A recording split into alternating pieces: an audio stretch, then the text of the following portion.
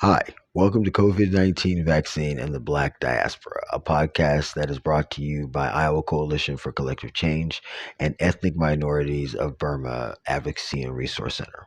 I am your host, Pasha Morgan, and today is Ep.2, and today we'll be talking about how Africa played a part in today's American modern vaccinations. Now, many of us may have heard of Dr. Edward Jenner. Dr. Edward Jenner was from Gloucestershire, England, and he is known as the father of vaccines. The kind of only issue with that is that Dr. Edward Jenner was born in 1749, and he was famous for this because he treated a young boy named James Phipps who had cowpox who showed an immunity to smallpox. He then began taking small amount of pus from his smallpox blister, rubbing it into a scratch in the skin of an unaffected person so that they could develop a resistance to smallpox. That is why he is known as the father of vaccines. The issue with that is he was born in 1749. And Lady Mary Wortley Montague, who is best known for she wrote a series of letters to a friend of hers and they ended up being titled Letters from the Ottoman Empire, where she was living in Turkey as a wife to a British ambassador. And she wrote that she had witnessed what they called variolation in Constantinople in 1717, when and the next year that she had variolated her son in Turkey, and that her daughter received variolation in England in 1721. So these are letters that are very public, very broad, very open letters that talk about what we now know as a vaccination, what they call variolation, as early as 1717, which was quite a few years, 32 years before this Dr. Edward Jenner was even born. And if we go back even a little further, in 1714, Dr. Emmanuel Timonius, who was a resident in Constantinople, talked about this procedure of variolation that was published in the Philosophical Transactions of the Royal Society in London. And he claimed that the Georgians and other Asiatics, quote unquote, had introduced this practice among the Turks and others at Constantinople. So now this is just a few years prior. Now, Lady Montague is talking about this in 1717, but Dr. Timonius is talking about it in 1714. Cotton Mayer, or Mather is actually his name, Cotton Mather, who we're going to talk about a little bit later in more detail. And he was a minister in Boston who reported that his servant had undergone this procedure as a child in what was known then as Liberia. Now, all of these letters are being written back and forth, right? Because there's been these medical journals for a while. So all these doctors and healing people are conferring and writing back and forth, basically in London, which is the hub of Western medicine at the time. And so everybody's passing this information back and forth. So they're trying to figure out where this started and trying to kind of trace it back with their own network. So then two Welsh doctors, Perot Williams and Richard Wright, reported that they had witnessed this in Wales and had been practiced there since at least 1600. So now we're going back almost more than 150 years almost before Dr. Jenner was born. In China, there are written accounts of the practice called insufflation, which was blowing smallpox materials into the nose of another uninfected person. And those dated back to the mid 1500s. Now, here's where things get a little contested. It's pretty clear up until the 1500s. After the 1500s, it gets contested between whether this form of this practice began in China, India, or Africa. So what has there are all kinds of different stories, but basically what has been talked about and theorized is that most of the stories out of India have actually been contested, while the stories out of China and Africa have not been. So they are thinking that the trade route between China and Africa, there was this cross information. So whether it originated in Africa or China, they're not absolutely sure of, but one of the biggest theories is that it did originate in Africa and that Mansa Musa brought it with him as he traveled, and that was one of the ways that it got along the routes and got to China. Mansa Musa, he was the ruler of Mali. Um, and which the capital of Mali was Timbuktu. That is also a reason why this theory holds a little more weight, is because Timbuktu at this time was known as the learning center of the world. And because he began his pilgrimage in 1324 and it outdates any of the other known and recorded uses of this, it is likely because they do know that it originated either in China or Africa, that sometime in the early 14th century uh, when Mansa Musa was doing his pilgrimage, that he brought that. That was something that was left behind. That knowledge was left behind, especially considering that Timbuktu again was the learning capital of the world at the time and was the central city of Mali that he ruled. So that is a little bit of the history of how far vaccines and vaccinations go back, which we're talking early 1400s that we can see evidence of. Now let's go back to that guy, Cotton Mather. Actually, you know what? We are going to talk about Cotton. But first, we're going to talk about Onesimus. All right. Now, I don't know. I think I had heard the story in passing of the black guy who saved basically the Americans from the enslaved guy who saved Americans from smallpox. But I had never really gotten into the story. So doing the research for this podcast, I actually did. And Onesimus, man, he's a G, and he doesn't get enough credit, of course, because he's an enslaved person, so he was invisible. He was black, so he didn't count in history. And so as the credit for this cure-all for something that was running through populations, as one of the people who was fundamental in helping this to be cured, he gets almost no credit. So let's take a little time to talk about Onesimus and give him a little of the credit that he deserves. Right. All right. So in 1706, Onesimus was kidnapped from his homeland, and he was in North Africa. They said either Karuba or there was another country that he could have been from, but it was in North Africa, and he was sold into slavery.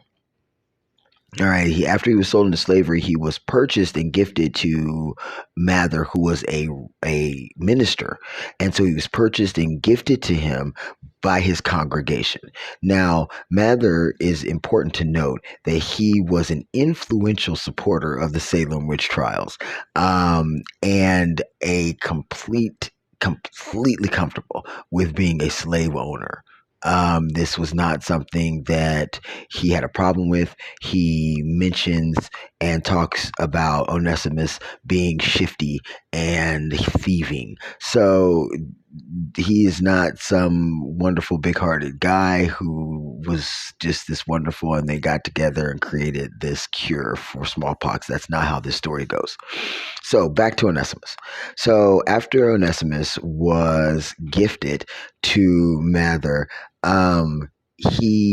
Mather says that he's a smart guy. He writes that he is very intelligent, but again, he is weary of his devilish ways. Um, anyway, so what happens is there is this smallpox had made it onto one of the boats that had come back from kidnapping the people from Africa, and it had gotten back to this land, American, and there was smallpox aboard, and so it was spreading rapidly throughout Massachusetts, right? Because it had docked in Boston, it was spreading rapidly, and they were shut up in the house. And some of the one of the signs, or not one of them, but some of the signs that they would put on the houses would say like "God have mercy on this house," right? They would trap him, put him in the house because it was incredibly contagious, or it was incredibly deadly. It was killing like a third of the population, and so it was very scary time. So they would put him in the house, put these "God have mercies on this house," and that's basically what was happening. So they were trying to, there was this mad. They were scared. They were, you know, frightened to death because it was contagious. It was spreading like wildfire. These huge epidemics were breaking out all over the world. The side effects or the symptoms were horrendous in itself. Fever, fatigue, and a crusty rash that would, not only was it a crusty rash that would be all over and itchy all over your body, but it left disfiguring scars everywhere that it was. And in up to, again, a third of the cases, it killed. So it was something to be scared of. Now, this is about 1721, and it was the worst epidemic of smallpox that had hit the colonies up until this time. Now, it was killing hundreds of people, and nobody really knew. There was no treatment for it. So, or there were treatments for it, but no, there was not one unified treatment, and nobody knew for sure what was working and what wasn't. So I'm going to stop here from kind of checking back and forth on my notes to talk a little bit about my notes themselves. So I'm looking at two different things that I pulled up. And some of this, of course, I memorized, but to make sure I get a lot of the facts right, I'm actually looking at both of these articles. And in discussing this, I think that it's important to note, because of the last episode and because some in this episode, of how the dismissal of Black people in America, period, but particularly when it comes to inventions and discoveries that change the lives of everybody, it is purposeful to either cast them as unwitting accomplices or specimens, but never as Black people, intelligent people who come up with this with some of these solutions to these issues of society.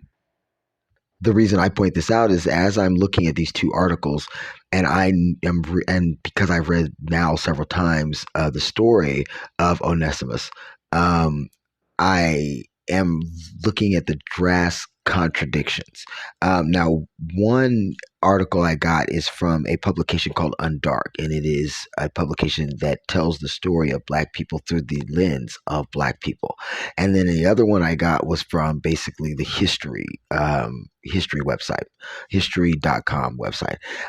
So I need to point out that this says, and this is, I'm reading straight from this article, but the smallpox epidemic of 1721 was different than any that came before it, as sickness swept through the city, killing hundreds in a time before modern medical treatment or a robust understanding of infectious disease. An enslaved man known only as Onesimus suggested a potential way to keep people from getting sick. Intrigued by Onesimus' idea, a brave doctor and an outspoken minister undertook a bold experiment to try to stop smallpox in its tracks. And as I read that, I thought, wow, what a way to infantilize Onesimus, and just the passive aggressive, but kind of overt at the same time, way that is phrased literally takes the white people in this situation who had no idea what the hell they were doing and puts them to the forefront as heroes while diminishing the black man who is actually the only person who knew what was going on. And it's almost dismissed in this paragraph. Intrigued by Onesimus's idea. It wasn't an idea. It was a long used remedy for this that he had practiced in his land, but so it wasn't an idea. So the fact that they put that as that, and then say that his was an idea, but they undertook a bold experiment. So his was an idea, but theirs was a bold experiment. And so it's little things like that are happen over and over again. That if you really sometimes if you once you see it, you kind of can't unsee it when it does things like that. But back to Onesimus, the enslaved man known only as Onesimus. Anyway, this epidemic is wreaking havoc in 1721, and Onesimus, and these are the words that were written down by Mather. A quote from Onesimus says, where he's from, and this is where the quote begins: people take the juice of the smallpox and cut the skin and put it in a drop. So what he's talking about is variolation, which basically is what the father of vaccines did 20, 28 years later. He took a small bit of smallpox, made a scratch in the skin, took a little bit of smallpox and put that in and started, and it began a chain reaction in the body. And so the body started to produce antibodies, but because it was a micro dose, it wasn't enough to take over a person's entire organism, basically, but enough to get the body battling and making antibodies for that. Interesting enough, that is the same way smallpox was given clear up until after I was born. I think I was one of the last generation to get a smallpox vaccine, which does leave a scar on your body for the rest of your life. And if you see, you can tell. So now here's a secret: you can tell somebody's age if you look at one of their shoulders and it's got a small little round scar. A little round scar on it. That means that they're at least over the age at this point of 46, and that is their smallpox vaccine. So that is the way that smallpox vaccines were given clear up into the 1970s. And this is when Onesimus told this to Mather. This was 1721. So 1721, he tells them, basically, you take a little bit of the smallpox, you scratch somebody else's skin, you put a little bit in there, and that's how you cure it. That's how you build up an immunity to it. So they do that, but here's the thing. Again, Mather is not. He's impressed with Onesimus's intelligence, but does refer to him as being weary of his devilish rights, or weary of the devilish rights of Africans, and writes in his diary about the need to watch Onesimus closely because he's thievish and wicked. So he is all that he is, but he does listen to this, what Onesimus is telling him, because again, he does know that Onesimus is an intelligent guy, and he starts talking to people. The first thing they do, though, again, black and brown bodies, they test this procedure on 2 enslaved people. So once they tested on the two enslaved people, then the doctor, whose name is Boylston, he does it on on his son. He ends up inoculating his son, and so these people end up with this immunity. So everybody else is getting sick, and they're not getting sick. So then they start telling, because Onesimus, this is 1721, he doesn't have the ability or the autonomy to go around telling the doctors and everybody else about this inoculation, about this immunity that he knows about. So the doctor and the minister go around and they start talking to everybody and trying to get them to use this, because they're saying, hey, check this out, this is working, and so let's go ahead and fix this. But he they were met, as you can imagine, with a lot of resistance from white doctors in the area, because who in the heck is going to believe that this is the cure, is to give people more of what they're fighting against. But that year, about half of the city was sick, and then they just began inoculating everybody that was desperate enough to let them. So after he inoculated about 242 people, of those 242 people, only six of them died. 1 in 40, and like we were saying, the people who are not inoculated were dying 1 in 3. So at that point, they decided that it was time to try to kind of get this together. And by that time, of course, Dr. Jenner had already been successful in England, and we had things coming out of Constantinople and Turkey. So it was kind of a global awakening to this infection and the treatment for it. But at the same time, in the Americas, in this United States of America, Onesimus brought that cure, and saved the other half of Boston by being wiped out by this pandemic of 1721. Onesimus did not actually live to see this success.